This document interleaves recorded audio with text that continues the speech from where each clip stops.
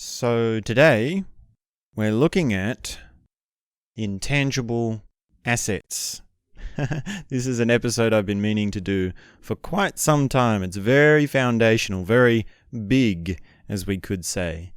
So the idea of intangible assets is something that goes back thousands of years and is actually cross-cultural. So you find this in Greek philosophy, ancient Greek philosophy, and also in the Eastern schools of Zen Buddhism and Taoism and even Hinduism. And of course, also it's in the Abrahamic religions, but it doesn't quite go by the same name. It's not always what we're exactly calling it here. It's sometimes known as virtues or life principles, or like in the Stoic philosophies, it's like principles to live by, these sorts of things.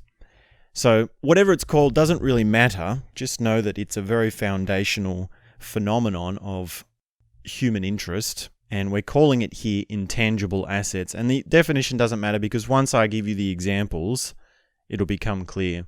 So I've got about 20 or so intangible assets. So these are things that will interest you for your life, for your way to live, for your self-knowledge, for your operating within reality, if we can put it in such terms. Now, of course, before we get into this, I do have to have this disclaimer, which is quite obvious in so many ways. But I aspire to these things personally, but I am in no way any good at these things. So it is very much a big difference between talking about these things as ideas and actually living up to them. And I'm actually quite terrible in many of these. I fail miserably on many of these. So don't take me as any sort of measuring stick. So let's get into it and have a think about some of these. This is the top 20 intangible assets. In some cultures, the list is up to 100 intangible assets or even more. So it's actually quite a small list compared to some disciplines or philosophical schools. But at least this is something to work with. At least this is something that we can think about together. So intangible asset number 1. The first one is the ability to harness anger. Your anger is a gift. You know where that line comes from? Your anger is a gift. That lyric, or that quote, comes from Rage Against the Machine, which is one of the most popular heavy metal bands from the 90s. And in fact, all of that genre of metal, new metal, groove metal, even thrash metal, and all the heavy metal subgenres, all of that genre was to do with harnessing anger, empowering people through their anger, using their anger for action, for change in the world, either by protesting political causes or personal causes, relational situations, personal understandings even. And that's why that music is so popular and it really hits a nerve, and it's really amazing to get in touch with your anger through music, through heavy metal. Now, a lot of people neglect this in their lives. They either become passive and they don't become angry. Oh, I'm not an angry person. I rarely get angry. I never get angry. I never feel angry. It's been years since I've felt angry. Or they have the anger come up and it manifests in pathological ways, in destructive ways, in hurtful ways, in unconscious ways. And to understand that your anger is a source of energy is very powerful. To become angry for the right reason and to channel that into something is very, very powerful. And to do it consciously is to do it productively, to do it to your own benefit and to the benefit of those around you. We're not going to rid the world of anger. We're not going to get to a point where human beings never get angry. We can, if we do it for ourselves, get to a point where anger is used as a resource. And that's why this is a personal intangible asset. The ability to harness anger, or the ability to channel anger. Of course, there are techniques that you can do to practice that and to get in touch with that. So, the next intangible asset is a bright face. Now, your face, as I've said before in previous episodes and discussions, says something about you. And you can actually use this as an engagement for how you are personally. How does your face feel? Do you feel bright? Do you feel sour? Do you feel happy? Do you feel twisted? Do you feel open? These are all qualities that tell you something about where your consciousness is at. The quality of your consciousness, the quality of your day, your life, your living. And if you do any sort of deep work on your body and your mind and your life, one of the things you will find is your face changes. Your face becomes relaxed. It becomes bright. And you might not at first recognize it for yourself, right? You might have a friend come in and say, wow, you're really glowing. You look really happy today. And it's not happy in a cheesy kind of like big cheesy grin like he, you know. It's not like that. It's more like there's just some deep underlying thing. Because you can smile, right? Like I can smile now. I can force a smile. And sort of say, okay, well, I'm going to brighten up my face. But behind that, there's still something sour, right? So it's not exactly black and white to see. It's not exactly the only gauge that you can go on. But there is something in that. And you might even say, well, can you reverse this to say, can I push my face into something in order to become more bright, to become better and aware and advance my consciousness that way? And yes, you can do that. A lot of techniques actually involve a component of that. As a technique unto itself, I don't know. I mean, I have the episode where we talked about forced smile meditation. So that conversation sort of dovetails nicely with this. But to have a bright face, to be able to actually show your true face, that is an incredible thing. And right now, you know, honestly, last couple of weeks, last couple of months, I've had a lot of sour face, right? So right now my face is not very bright. And I've had some tough times. I've had some substances, right? Too much coffee, that's a factor. How you sleep, that's another factor. How you're feeling about your relationships, you know, this is another factor that comes in for me personally. And I'm lucky in the sense that I really do have a strong sense of what a bright face is because I've had that experience. I know exactly what it means to have that beautiful glow in the face. So in some ways you could say that I have a high standard for myself. So it's almost like that thing of, well, how do you assess yourself? Well, you can't entirely. So that's another intangible asset, to have a bright face.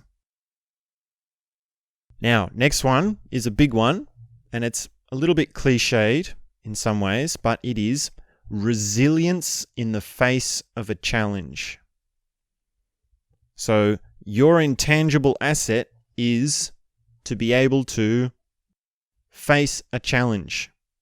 And that includes when you've got a disagreement with someone personally, when you're arguing with someone you love or you're in a relationship with or in your family, when you have a complication at work, when things go wrong, things don't go to plan, when there are challenges, when things need to change. Or, perhaps even more heavy than that, when you get sick, when you have an injury, when you have a virus, when you're bedridden, when you have a disease, and ultimately, when you have to face your death, right? This is a kind of resilience in the face of a challenge, when you realize you're going to die, when you have a problem that is fatal to you, and to be resilient. And it sort of ties in nicely with having a bright face, right? Can you have a bright face as your standard of resilience? And resilience in the face of a challenge, I mean, that's something that comes up in movies and stories and the hero's journey in so many ways, right? That's why we have heroes. That's why we admire the people we admire, because we see what they've been through, and yet they're still strong. They're still optimistic. They're still able to carry on with their life with a degree of goodwill and well-being. So that's a big one. That really goes across a lot of culture, and you'll see that again and again in stories. That's resilience in the face of a challenge. Next intangible asset is sustainability.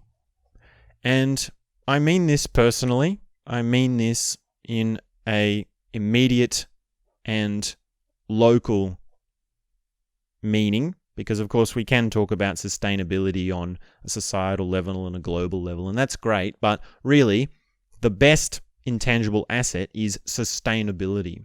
And one way to gauge this is a metric that I sometimes use, is if I'm doing something and I want to know if it's sustainable, I say, okay, well, what would it look like if I did this for 10,000 years? If I did this again and again and again and again for 10,000 years, what would my life look like? Now, for some things, like a bad habit, like eating junk food, you would see immediately, well, I would get fat, I would get clogged arteries, I would get heart disease, I would become diabetic, I would be low on energy, I'd feel bad about myself, and that would just snowball and compound and get worse and worse and worse. So, eating junk food is not sustainable. Take another example. Well, the work that you're doing. So right now we're talking, we're having this conversation. Is this conversation sustainable for me? Well, it doesn't really cost me much financially. It costs me time, it costs me energy, but the ideas are coming. The ideas have always been coming. The creativity is there. It's giving me an intrinsic reward. It's giving me this flow. So really, by all assessments, I could keep doing this for 10,000 years. Another example would be, well, what about a personal relationship? Is this a sustainable relationship? Is it going on and on in such a way that there are emotional returns? Your intimate needs are being met. What happens if you lived this relationship for 10,000 years as it is now? As it has been, just judging on the way that it's been. Would you then get to the end of 10,000 years and feel like, wow, what an amazing experience that has been. What a worthwhile experience that relationship was. I'm so full of gratitude for having been in that relationship. And really, we can go on all day with these examples, right? You can do it for finances. You can do it with your health, with your exercise. You can do it with your knowledge. You can do it with all sorts of relationships. You can do it with your experiences. You can do it with where you live. And you can also do it for the things that you use, right? The things that you take. So this is really where we sort of start to bridge into the sustainability of society by individuals. Are the resources you are consuming sustainable? To just look at sort of that in one level, it's like, well, how much plastic are you using? How much rubbish are you throwing out? How much product do you buy that has plastic that is going to take years and years to degrade and go into the trash of the environment? Well, times it by 10,000 years. If you kept buying that product for 10,000 years, how many plastic bits of rubbish would there be? And how can you reduce that? So really, we can go on all day with examples of sustainability, but let's move on with our list of intangible assets. Next intangible asset is independence from substances. So this is the relationship between chemicals and your mood or your state. Now, the classic example of this is you feel flat and then you drink the coffee, which is the substance, that's the chemical, and then you feel pepped up. You have the cognition busting away. Of course, this is my state right now, right? I just had a coffee and I was feeling flat this morning. And so that's my dependency on that substance. Now, you want to be someone who can live without a dependence on substance, whether it's coffee or drugs or alcohol, right? Whatever the effect, it can be food, it can be any sort of chemical that goes into your body. And you'll notice that some substances really are there, not for the taste, but for the effect on your mood. Differentiating this is really the first step. Like, what foods do you like because of the taste on your mouth and your tongue and the smell? And what foods do you like because of the effect? I'm very, very much big on this. I've really struggled with this in many ways. There are even foods that I don't like the taste of that I would have for the effect. Purely for the effect. I'm very much weighted on just my experience and my mood and my immediate sort of state. So that's independence from substances. And of course, that ties into addiction. And so basically, you want to be not addicted to things. So that is a big one. That is very big. Many people are addicted to substances without really knowing it and without really seeing it, because it does happen in cycles. Right? You eat things at certain times of the day. Chances are you're drinking your coffee at a similar window of time per day, each day. So you're sort of hiding your substance dependencies in the cycle of your day.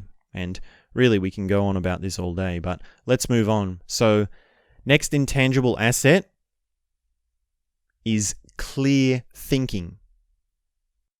You want to be able to think clearly. That means having thoughts that are clearly defined, they're solid, they're nice and compartmentalized. You know where one thought starts and another thought ends, and they're slow.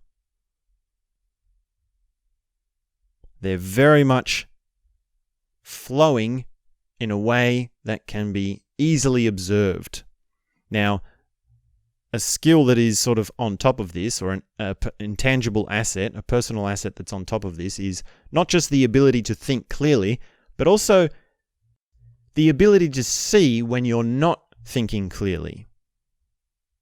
And that really is the bridge. That's really where you start to invest in this asset and you actually start to build this asset. Once you can see, okay, I am thinking clearly right now. My mind makes sense to me. The ideas are happening in a perfectly easy way. Well, that's one side of it.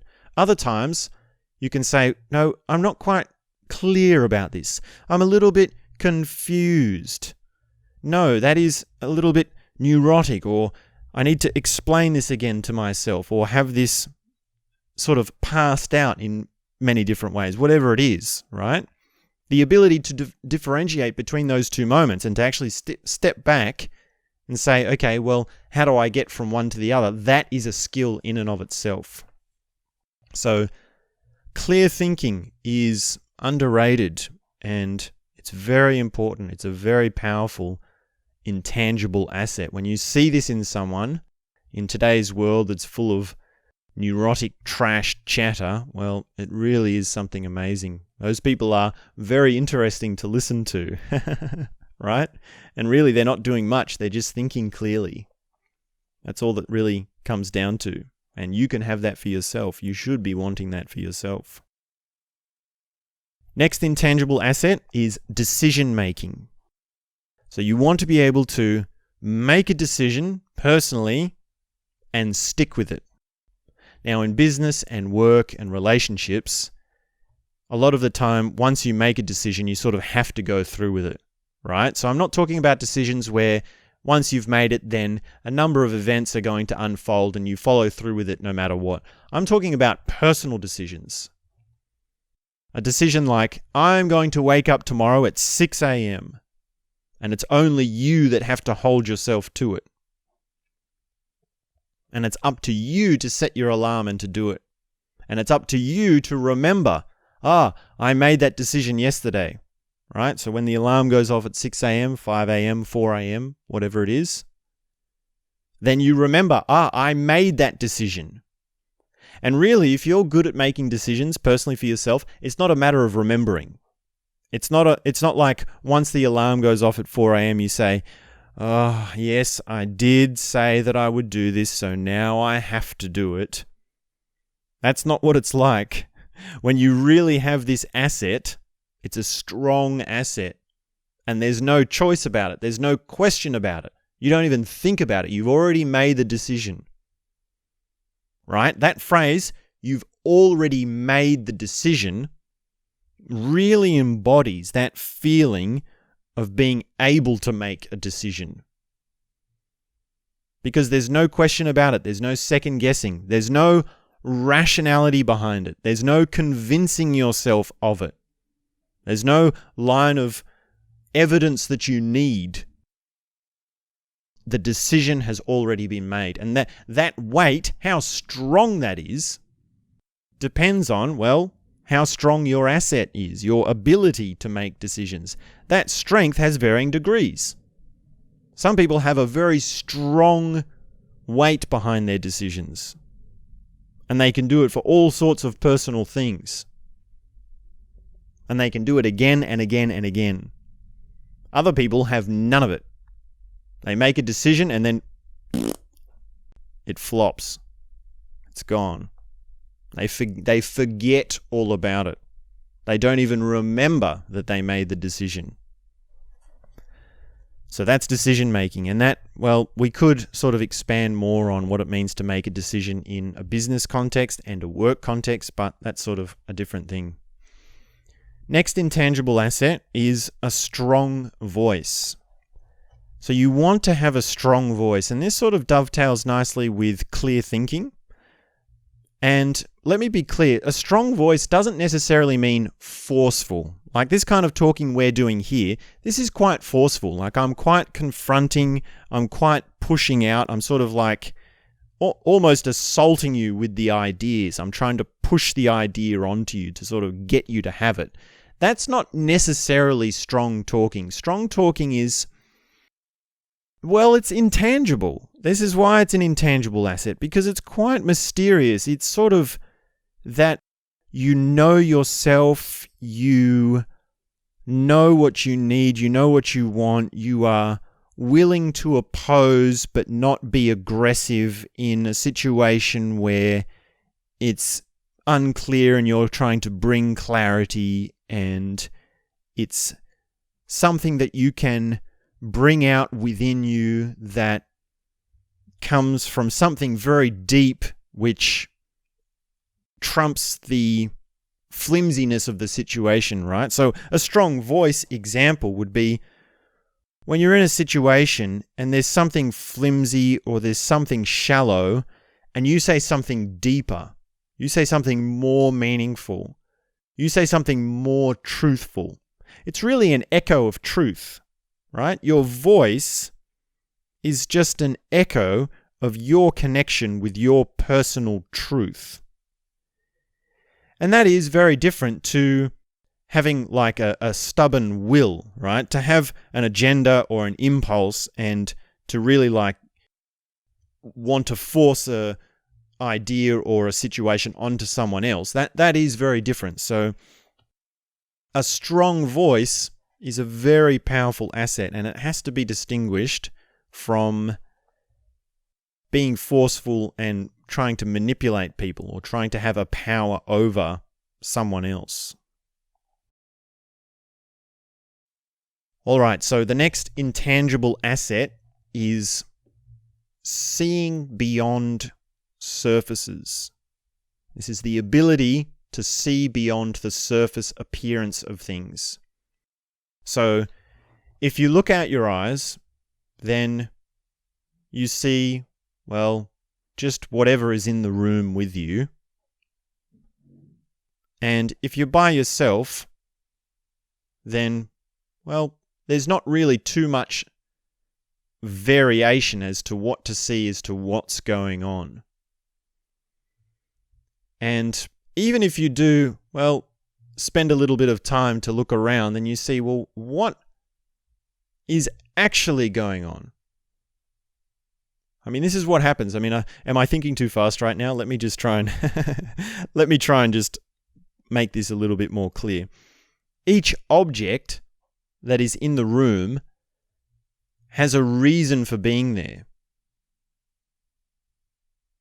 It says something about who lives in that room, why someone would be in that room, what kind of things are done in the room, right? So you can look into a room and see what sort of things happen in that room, which is not exactly happening right now, right? That's just one sort of step of seeing beyond the surfaces. Now, if you're in a room alone, this game is sort of straightforward and you can do it at your own pace. Now, when it gets really interesting is when there are other people in the room and they are talking and they are actually interacting. That's when this whole world opens up into this huge thing, right? There's this whole other universe that is going on. Really, when two people meet and interact, that's two universes colliding, right? Just imagine the Andromeda galaxy and the Parsees galaxy. I've forgotten what galaxy we are. Doesn't matter. Imagine them clashing. That's what's happening when two people interact. And it's so much further beyond than what you just see. And I'm not talking about just psychological analysis, right? Of course, as psychologists, we feel, okay, well, we can put a analysis onto it, which is very elaborate and explains a lot and is very interesting. And that's great, that's good, but there's more to it than that. Yeah? The psychologists don't go deep enough. They don't see really what's happening. Psychology, in many ways, is a hindrance to truth. And the secret to understanding that is to see things beyond their surface, because psychology becomes a surface of its own, right? How do you get deeper beyond the surfaces of psychology? So, seeing beyond the surface appearance of things is an intangible asset. Now, next one, we have connection with silence.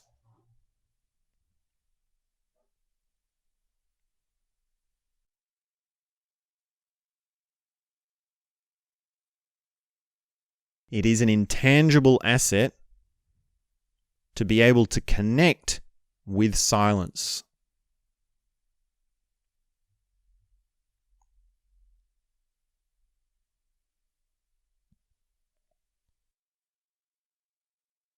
Silence is a vast resource. It can help to contrast against your experiences and your perceptions and your notion of what reality is. It can bring you peace and ecstasy. It can bring you wisdom and insight. And these are deep values. These are high values, deep or high. Silence is very much underrated. Now, there's a funny example that comes to mind, or an anti-example that comes to mind, which is with Gary Vaynerchuk. So Gary Vaynerchuk, you might have heard of him. He's a very popular motivational speaker, right? Very successful in the business world and investing world. And his shtick, or one of his little things, is that he hates silence. And this is an impoverished consciousness. This is just dirt poor awareness. It's neurotic. It's lacking in peace. It's lacking in awareness. It's lacking in good vibrations. It's lacking in complexity of surrounds. It's lacking in depth of experience. Right? There's so much that you miss out on when you don't have a connection with silence. And in fact, that's actually one of the approaches we can take with all of these. What happens, and we've sort of been doing it as we go along, what happens when you don't have these intangible assets? What does your life look like? Well, we talked about harnessing anger and pathological anger. When you don't have a bright face, well, then you have a sour face. When you don't have resilience in the face of a challenge, well, then you have defeat. When you don't have sustainability, well, then you have scarcity. When you don't have independence from substances, well, then you're just stuck in your addictive cycles. When you don't have clear thinking, you're confused and muddled. When you don't have strong decision making, then you have just a flimsy way of living and you're just being blown about by the wind. When you don't have a strong voice, then you lack truth and you lack independence.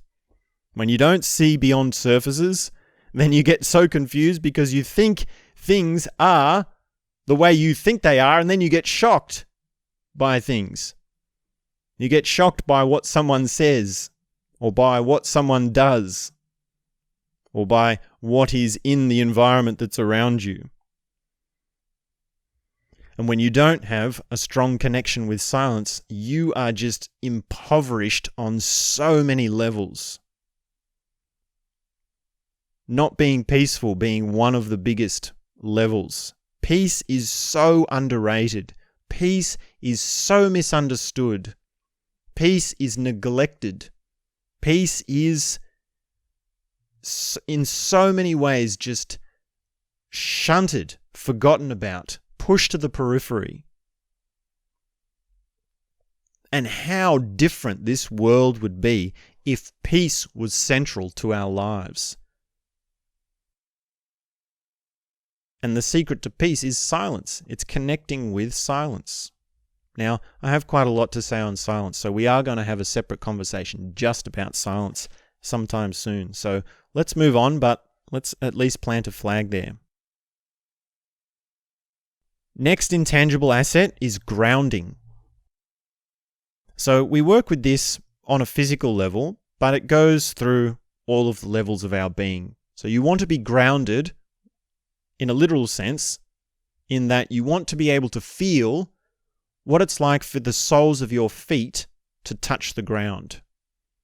And from there, we build through all of the different ways in which that works. So you want to be able to feel the weight of your feet on the ground. You want to be able to feel the weight of your body on the ground. You want to be able to feel the pull of gravity as you become less balanced and more balanced. Grounding and balancing share a close relationship. Also, centering. Centering, we sort of get into something else, but grounding, centering, balance, these are all things that we work with. So, physical level, very much an important intangible asset. And if you get the physical level right, then your emotions, your mind, your relationships, your behaviors will fall into place. And we've talked about this many times before. The best way into it is through Qigong practice. So I actually have an online course on grounding and centering practices for deeper Qigong awareness and practice. So you can go ahead and check that out. That'll be on my Udemy profile. So grounding is very important. The next intangible asset is the ability to fly. And I don't mean the ability to fly as in physically. I mean in many other ways, such as the ability to fly with your feelings, the ability to fly with your mind, the ability to fly with your dreams, the ability to fly with your relationships, the ability to fly with where you're going. And in many ways, this is related to grounding, because you need grounding, you need solidness. And to work with that, in contrast, you have flying. And my story went that I became very, very good at flying, right? I had these huge imaginations. I had these huge dreams. I went off into other worlds. I went off into all these, amazing experiences. And then I learnt, someone came along and tapped me on the shoulder one day and said, "You need grounding," right? And then I had to work on that, right?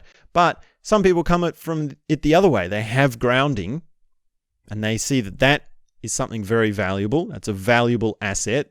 And they need to work on the flying, right? They need to go out into the cosmos. Astral projecting is another example of flying. Now, next intangible asset is totality. And this is the ability to go all in.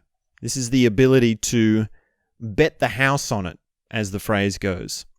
Another phrase one of my teachers used was "go for broke." A friend of mine had this same teacher, and he came to me one day and he says, "What does this phrase "go for broke" mean? What does it mean when he says "go for broke"?" And really, I don't know what my teacher meant by it.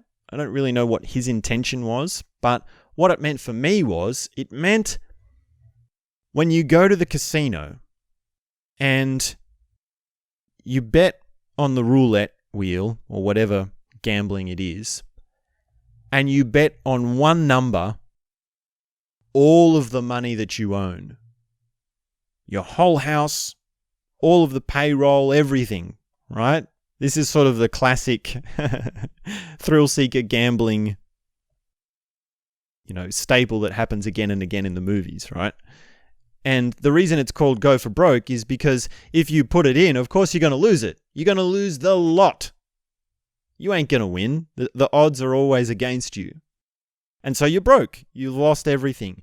But that ability to go all in, to be total, that's actually an intangible asset. The ability to really invest, to give it everything you've got. That is an intangible asset that will serve you in so many ways. Now, of course, I'm not advocating financial stupidity. Please be careful with your finances. This is something that we all need to pay careful attention to and actually be very intelligent with. So don't mix up the metaphor, but the principle is there. Be total. That is an intangible asset. Now, here's the next intangible asset. This is related to going all in, going for broke, and this is the ability to give it all away.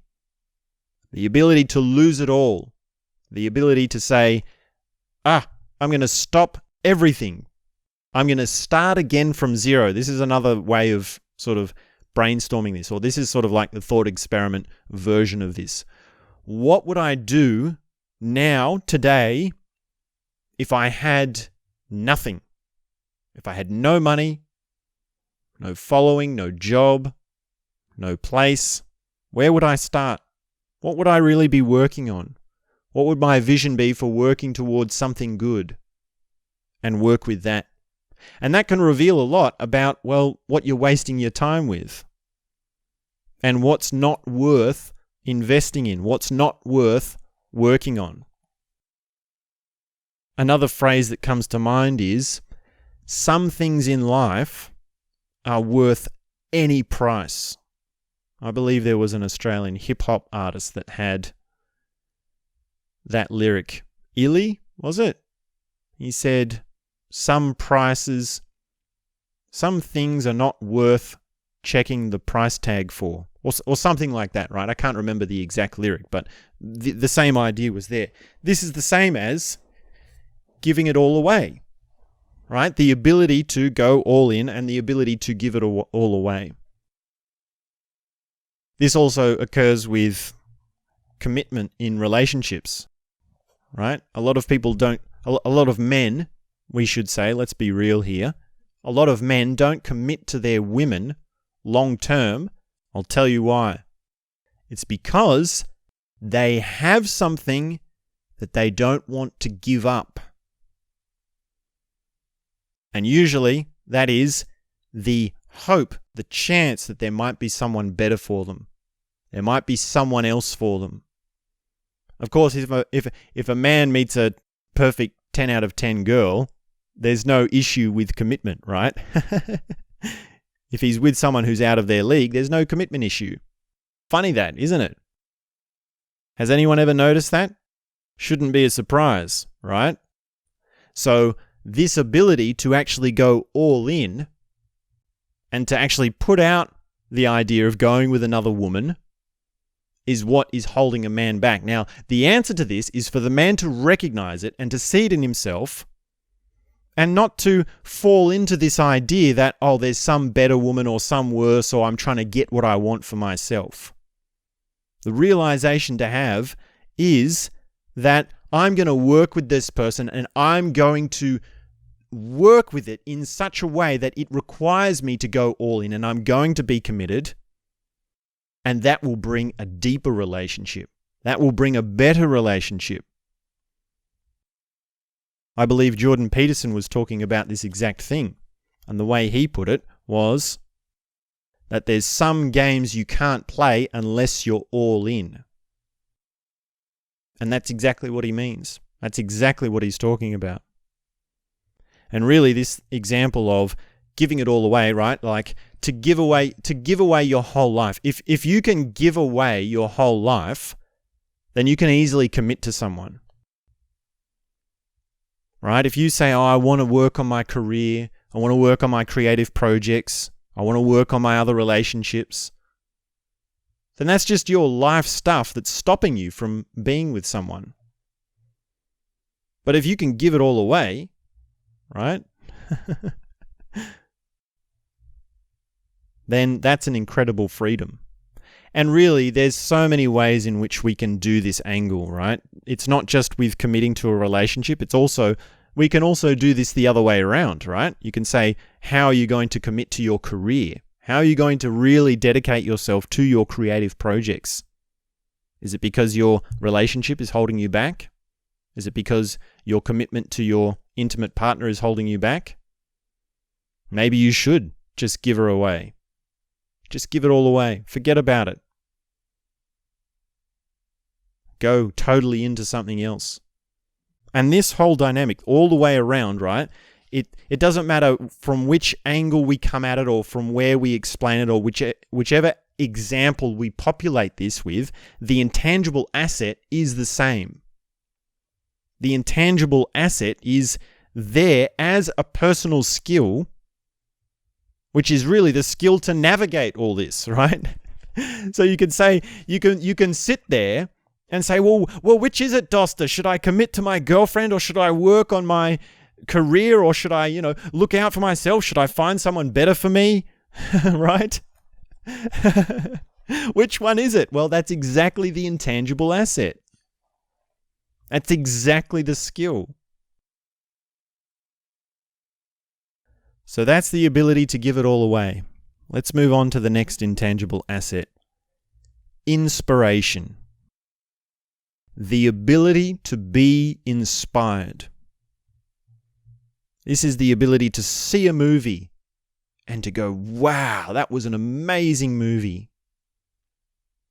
The ability to listen to a piece of music and to go, oh, that is amazing music. The ability to go to the art gallery and to see those gorgeous paintings, those amazing paintings that I have no idea how they do, even as someone who actually has done some painting, right? I'm not exactly ignorant in the techniques of paintbrushes and art. And yet still I am just so blown away when I go to the art gallery.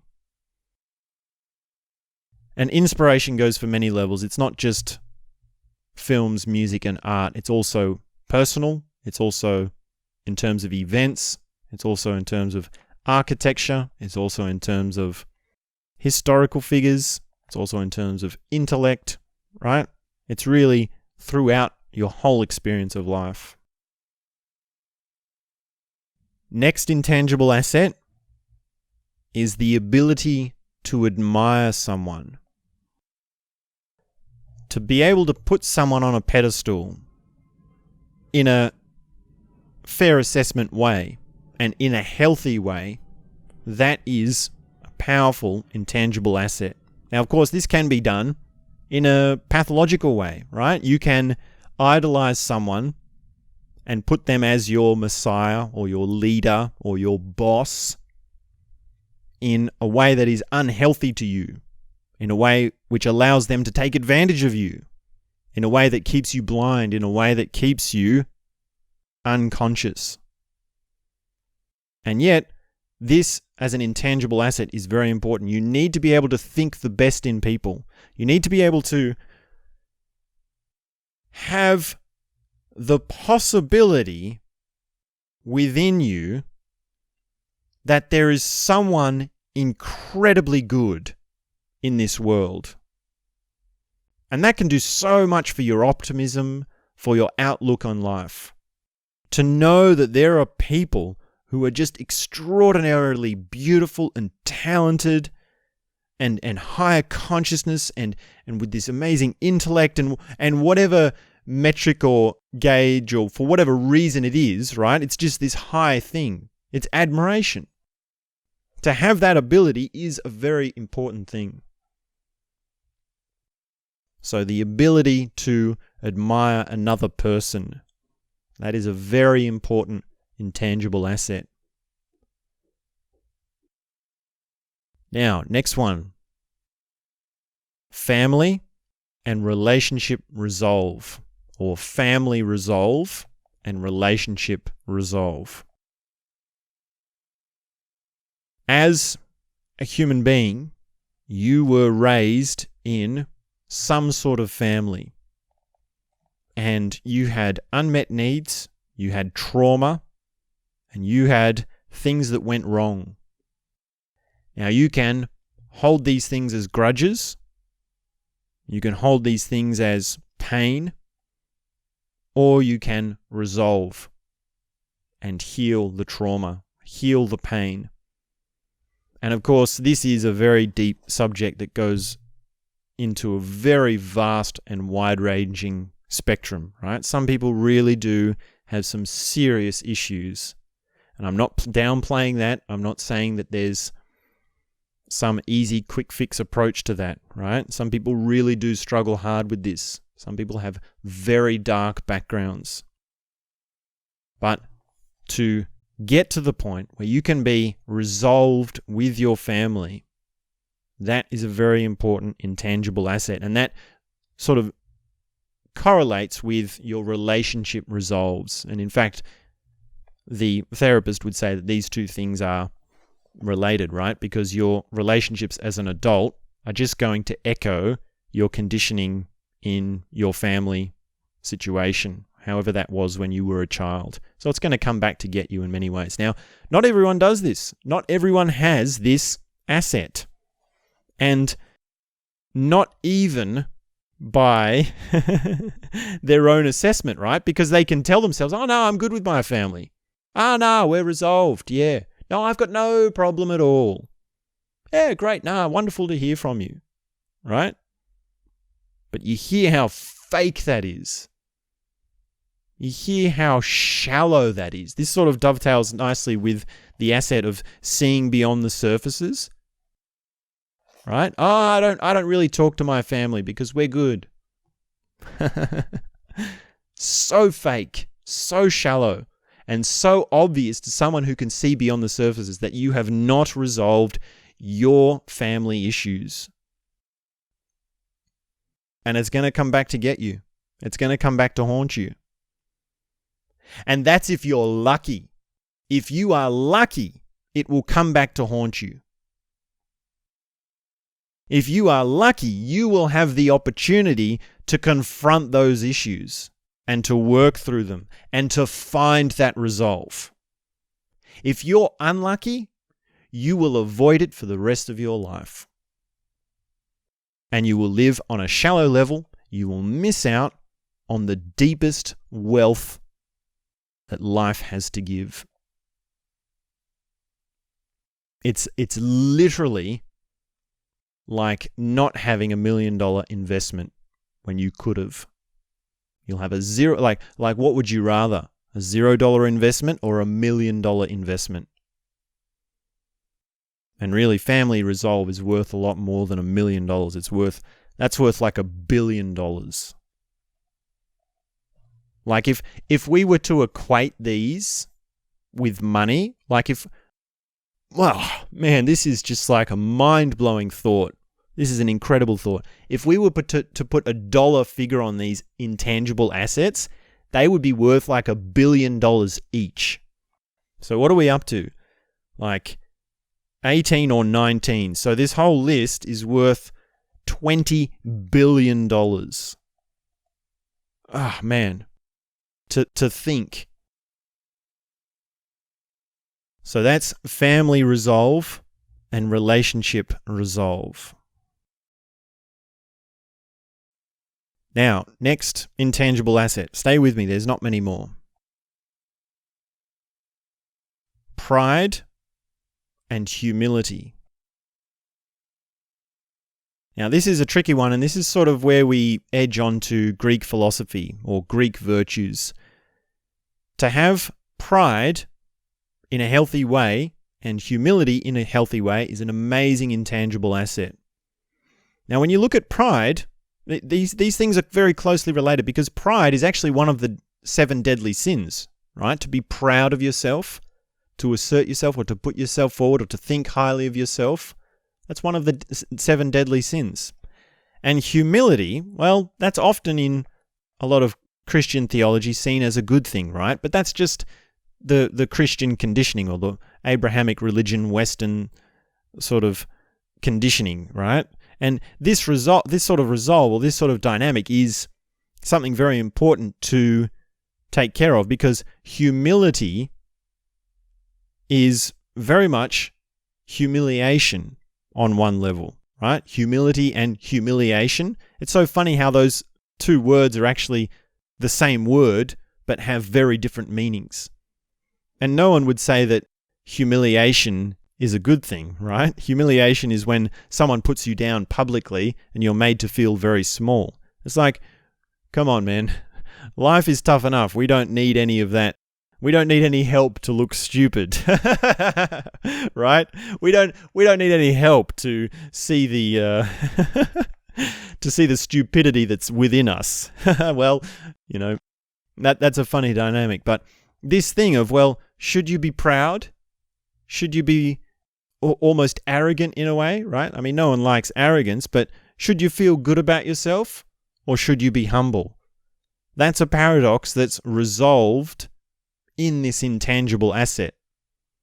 When you have this intangible asset, you really know what pride is. You really know what humility is. And it's so clear to yourself and to everyone else around you, right? You push it out. It comes out of you naturally and it manifests in the world. Most people don't have this. Most people are proud of things which are stupid to be proud of, right? They assert that they are so proud of themselves for having this personal quality or experience or life component, and it's like, man, if I was you, I wouldn't even tell anyone about that, right? Why are you telling me this like you're proud of it again, right? And then the same with humility. Some people humble themselves when it's so obvious, well, you're just taking the spiritual high ground. And some people even humiliate themselves when really it's like, no, don't do that. I wonder if I'm guilty of that. I'm sort of starting to put myself in, right? I mean, this is one of the things for me to talk, right? Because I would say something and think, oh, whoa, hang on. Is this me that I'm talking about? And it's like, of course, well, it is always me that I'm talking about. So, next intangible asset indulgence. The ability to really indulge in something. To really enjoy a big bowl of ice cream. To really enjoy sex. To really enjoy drugs. Drugs! Yeah, drugs! To really enjoy a chocolatey eclair. Oh, I love chocolatey eclairs. Profiteroles, cream, donuts. Oh. Now, this is related to gluttony and actually dovetails nicely with independence from substance abuse, right? And substance dependency and addiction, right? So you want to have the ability to really be able to indulge in yourself and yet not become addicted. How do you do that? That's so impossible. That's so tricky. And it goes on all levels. It's not just for the raw hedonism, right? It's not just food and sex and drugs and stimulation. It goes for all things. And let me tell you what the ultimate indulgence is. This is the deepest, most incredible indulgence you can find on the face of the planet as a human being. It's love. Love is the most extravagant indulgence because it's total. It's the most intense indulgence I've ever had. And I've done DMT, right? Love is better than DMT. And really, we could spend all day talking about the mechanics of love and the experiences of love and what that means on all the different levels. That's a different conversation. We've talked about that in the past, and we will talk about it again. But at least that's enough for indulgence. Now, next intangible asset is memory. The ability to remember. And this isn't just in the little practical sense as in, oh, you remember that person's name, or you can remember that phone number, or you can remember that password, right? If only I could remember all my passwords, things would be so much easier, right? I don't mean that kind of memory. I mean memory as in what you have been through, what you have experienced, the memory that is personal to you, and not on the level of the cognitive shape, the digits and words in your mind. Memory on the level of the image of it, the feeling of it, the sensation of it. And really, I'm talking about trans-somatic experiencing or non-location experiencing. So, I actually have an online course on non-location experiencing. That's called time travel and time dilation techniques, or lucid dreaming techniques. And if you want to learn to remember more deeply, then that's a course you can do. All right, so now we come to the last one on my list, the last intangible asset, and that is size. And really, the main point with size is bigness, vastness, but it can also mean smallness. So the ability to see how small something is. I mean, this is a paradox which is connected, right? Big and small, that's a paradox. So to see that something is big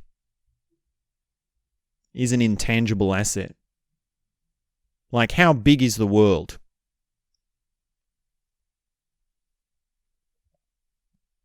How big is planet Earth? How big is human culture? Right? These sort of questions. Now, whatever comes up for you, however you answer that, whatever that stirs within you, whatever your response to that question is, how big is the world, that depends on your skill to have size within your experience. And it's not quite conceptually, right? It's not quite mental. It's not even experiential, right? Because you don't really experience the size of the world when we're just talking about it here. Now, of course, you can go off and do that. That's another sort of depth. That's a rabbit hole we need to get into on another day. But just even to have that as something stirring within you. How big is the world? Well, that's up to your richness in that asset. The ability of size. Another way this applies is with your problems. Have you got a big problem? And can you see how small that problem really is? Classic example, perfect example of size. When you have a big problem and you're right in the middle of it, if you could just see how you can step back and see that this is actually a small problem, then wow, how much difference would that make? Another example would be, how big is this conversation? This conversation that we're having right now, this talk that I'm giving you, how big is it? Now, of course, you can see immediately that doesn't mean how long it's going for, right? It's going for an hour and what minutes? It's not big by me going on and on and on and on. It's big by its impact. And it might not be making a big impact, or it might be. The episodes that really do make an impact on you, from whoever speaker you like, you would say that's big, that's massive. I remember talks from people that made a massive impact on my life. That was a huge moment for me, right? This way of talking. It really is in some ways just a way of talking. That was a huge moment in my life is a great phrase. Or those moments don't seem so big anymore. That's not really so big to me anymore, even though it was. It seems so small. It seems so far away, right? That is a skill. That is an intangible asset that you have within your own personal experience.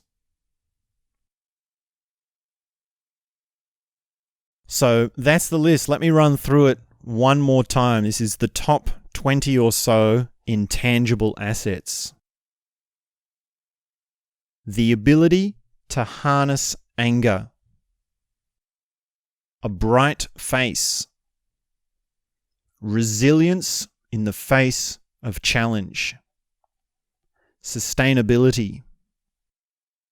Independence from substances and chemicals.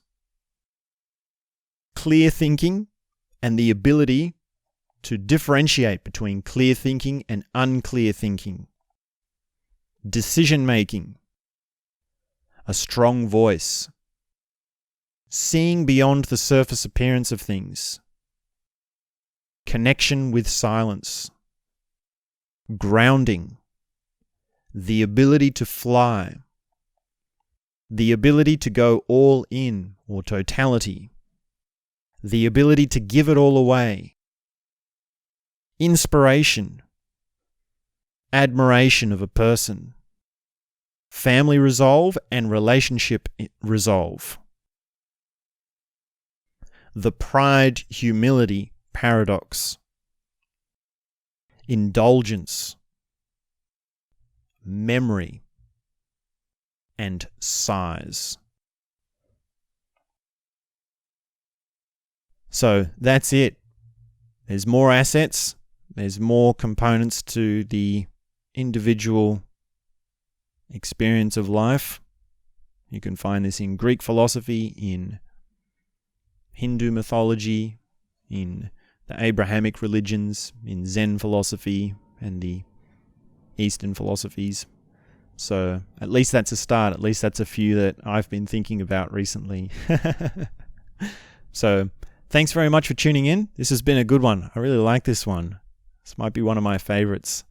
I sort of want the episode to continue because I'm having so much fun. Right?